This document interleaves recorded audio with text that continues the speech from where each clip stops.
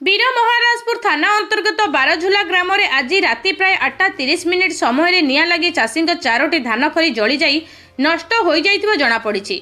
सूचना अनुसार धान खरी में आकस्मिक भाव में निया लगी जाइथिला।